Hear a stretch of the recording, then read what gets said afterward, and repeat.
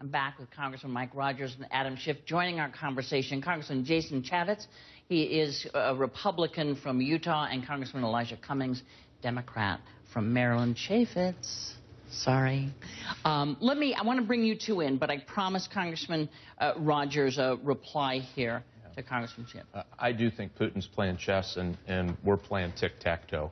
Think about where he is and what he wanted out of Syria. He got everything he wanted, including taking away the president's advantage of a guaranteed or at least a credible military strike. That happened, and it happened this week, and it happened with a framework of which we don't really know the conclusion of it. And think about who Putin is. He has more intelligence officers in the United States today than at the height of the Cold War.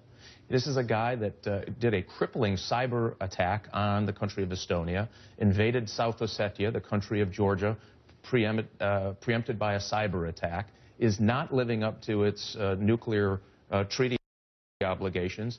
Many believe, according to public reports, he's not living up to his chemical convention obligations. And this is the guy that we put in charge in helping us get out of a sticky wicket here at home politically to manage the fight in Syria. He wanted Assad there. He gets to keep his warm water port. He gets to keep his military contracts. And he gives breathing space to both Hezbollah, which is fighting on behalf of Assad, and he creates a problem for us with al-Qaeda operating in the east. This was a big win for him. I'm going to ask you all to respond to that in this way. When you look at this deal, it is true, Congressman Cummings, that we are now sort of relying on a man that President Obama said 2 years ago ought to be out and not running Syria. And then the Russian president, who last month he wouldn't have a one-on-one with because he's keeping Edward Snowden, the NSA spy. So a guy that we weren't talking to much, a month ago, and a guy we want out of office seems like a pretty tenuous place to put your hopes that chemical weapons will be removed. Yeah, I'm cautiously optimistic about this deal, Kenny. But let's not be distracted. Just a week ago, we were in a situation where we had Russia and Syria saying, not even admitting that they had the weapons. And now we are sitting down at the table, very aggressive agenda, but sitting down at the table trying to resolve this issue without a bullet being fired. That's very significant. So I want us to concentrate. Keep in mind that when they came into this deal, folks were talking about a month to give the inventory of chemical weapons. Now they're down to a week. That tells me something. Something's happening over there. Now, everything that the chairman said, I understand. But at this point right now, I think that we are in a situation where we can, again, get these chemical weapons out of its hands. We'll know what they are, get them destroyed, and then perhaps we can begin to deal with some other things like the Civil War. But I think, and by the way, a lot of people don't give the president credit. He made two decisions that were major.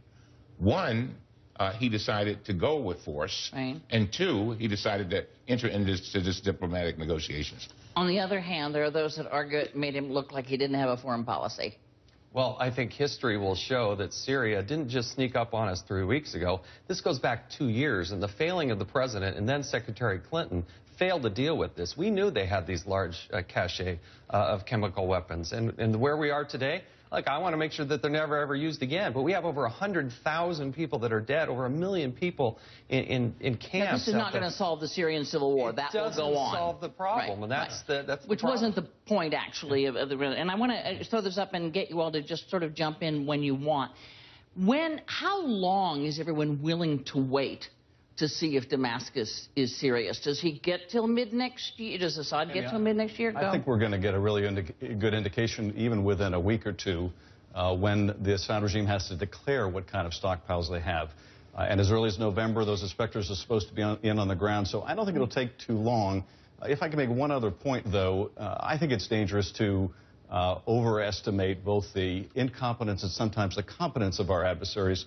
If we were drawn into this conflict, if we start with military strikes and we're arming the rebels and we're drawn into this civil war, the same folks that are calling Putin such a genius now would call Putin a genius for drawing us in Russia and Iran, drawing us into another conflict we don't want to be a part of, weakening us. So I think that's a mistake. What happens, as far as you're concerned, 3 weeks from now, everyone goes, you know, Assad is not serious, he's not going to do that, then what? You're going to let it sit in at the UN? The president goes to the UN, but he's already said that even if he can't get a forced resolution out of the UN, that is a strike, that he still holds that option open. And I believe that it is what the president has done so far. I think has been right on course. And keep in mind, our constituents didn't want to strike.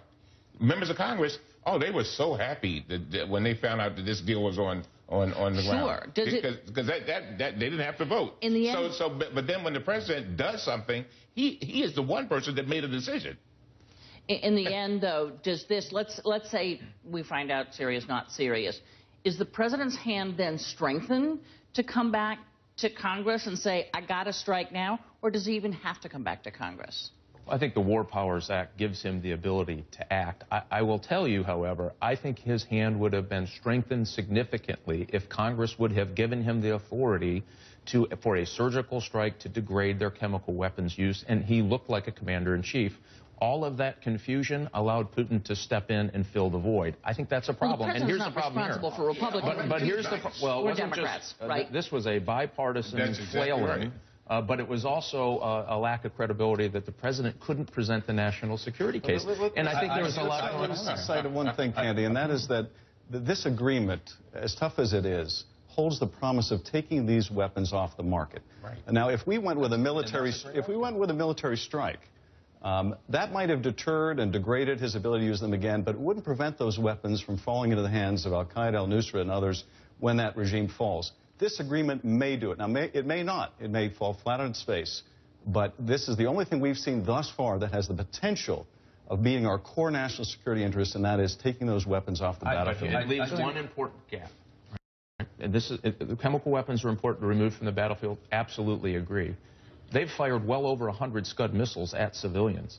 So we needed it to step up. We needed, I think, that credible threat authorized by Congress, not so he could take a strike, but so he could lead the negotiation. Right now, we are being led by the nose by Putin through this horrible morass we call the United Nations. That stops us from the higher national security interest, which is chemical weapons, yes, also conventional weapons sophistication that is dangerous if it falls into the hands of Al-Qaeda and Hezbollah. Congressman Chaffetz, you were trying to get in here. I do buy into the idea that if President Putin's credibility is largely on the line, there has to be a ceasefire sooner rather than later in order to get those inspectors in. So we're going to know fairly quickly. I don't know how many days or weeks that is, but it can't go on. It has to happen immediately. Yeah, I think we'll know. I think we'll have a pretty good idea of where we're going this week. And Candy, this is going to be a step-by-step situation. They've got deadlines to meet, strict deadlines. Next week? And then next week. So I think we'll begin to see. But then someone comes and says, oh, I'm sorry, it wasn't quite enough. We'll be ready in 3 days. I don't think this president or Kerry will vote for any delays. I think we have to expect that's going to happen. I mean, there are going to be delays.